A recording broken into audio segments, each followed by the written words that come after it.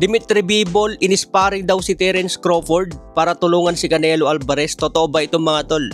May isang fans na nag-comment sa YouTube ko at binabatikos niya si Dimitri Bivol. Galing daw sa injury si Dimitri Bivol, pero bakit ngayon nakikipag-sparring kay Terence Crawford? Kaya naman nagulat ako sa comment niya at kinumpirma ko kung may sparring nga ba talaga si Crawford at Dimitri Bivol. At ayon sa aking paghanap mga tol, wala naman nagpapatunay na itong si Dimitri Bivol nakipag-sparring o tutulungan si Crawford.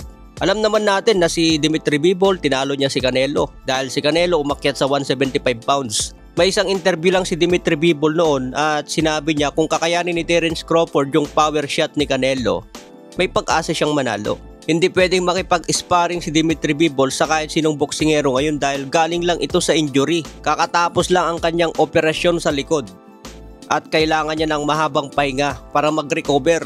Wala namang boksingero nakakatapos lang operahan makikipag-sparring kaagad. Ang totoong balita dyan, itong si Canelo Alvarez talagang puspusan na ang sparring niya kay Jaron Boots Ennis.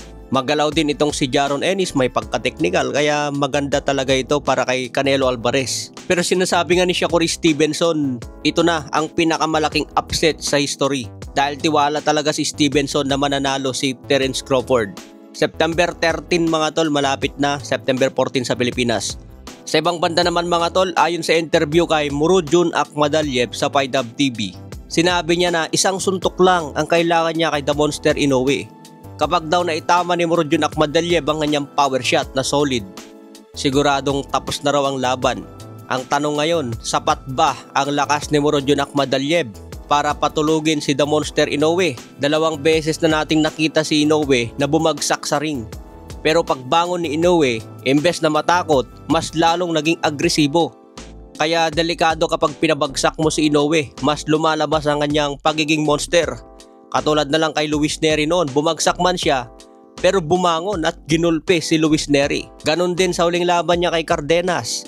Bumagsak pero pag bumangon na, mas malupit na ang ipapakita.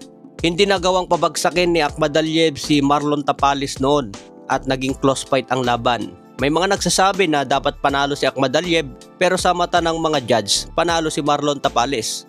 Kung hindi napabagsak ni Akhmadaliev si Tapales, sa tingin nyo kakayanin niya kaya pabagsakin si The Monster Inoue? May skills itong si Akhmadaliev, may katigasan din at kaya niyang bumato ng mabigat na suntok. Kaya mapapalaban talaga si The Monster dito. Pero syempre, lamang pa rin dyan si The Monster Inoue. Pagdating sa decision, lamang na yan si Inoue dahil sa Japan ng laban.